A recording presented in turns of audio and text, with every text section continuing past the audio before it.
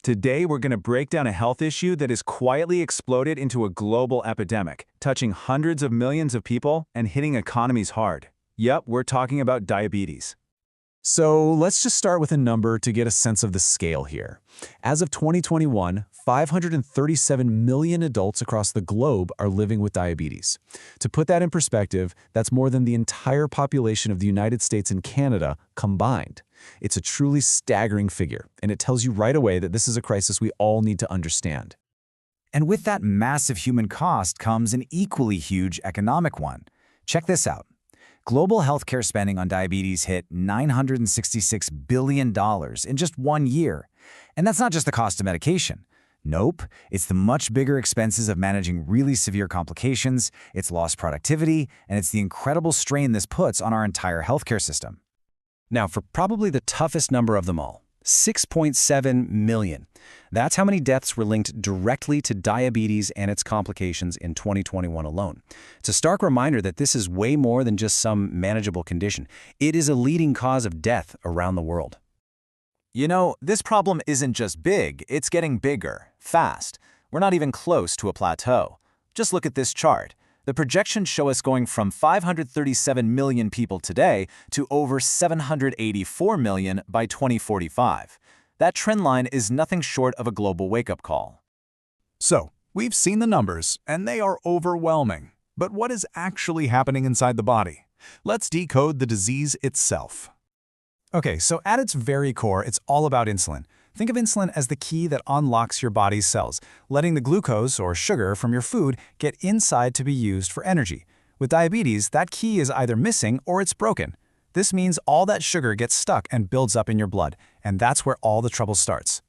Now, it's absolutely crucial to understand that not all diabetes is the same.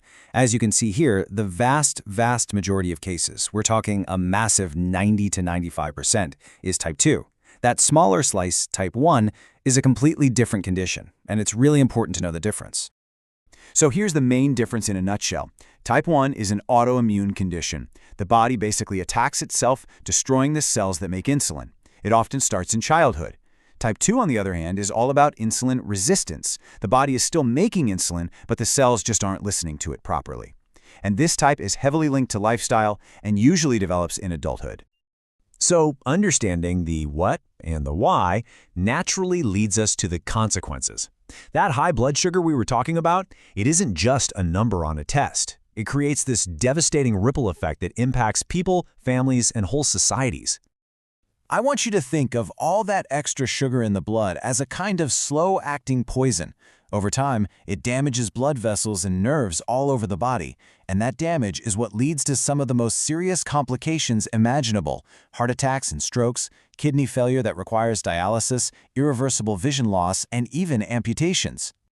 And of course, that economic ripple effect is just as powerful. Remember that $966 billion cost we saw earlier? Well, it's projected to cross the $1 trillion mark by 2045. That is a massive and growing drain on resources that the world could be using for so many other things. So what's driving all this, especially the dominant type 2 form? Well, the risk factors tell a very clear story. Sure, genetics and getting older play a part, but things like obesity, not getting enough physical activity, and diet are huge drivers that are, and this is the key part, often within our power to change. Okay, I know. After looking at the scale of this problem, it can feel a bit discouraging. But it's not hopeless. Not at all. There is a clear path forward, and this final section is our blueprint for fighting back. And here it is. The plan is actually pretty straightforward, but it's incredibly powerful. It all starts with prevention, through things like balanced dietary changes and getting regular physical activity. And for people who already have diabetes, it's those exact same steps, but combined with careful blood sugar monitoring and the right medication or insulin therapy. These are the keys to managing the condition and stopping those severe complications in their tracks. Ultimately, the fight against diabetes isn't just up to doctors and scientists. It really depends on every single one of us. Being aware of the risks, getting educated on the right steps to take, and taking proactive measures to protect our own health, these are our most powerful weapons. So we'll end with this thought.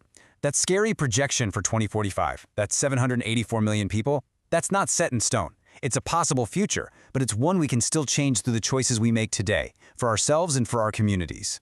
So the real question is, what role will you play in rewriting it?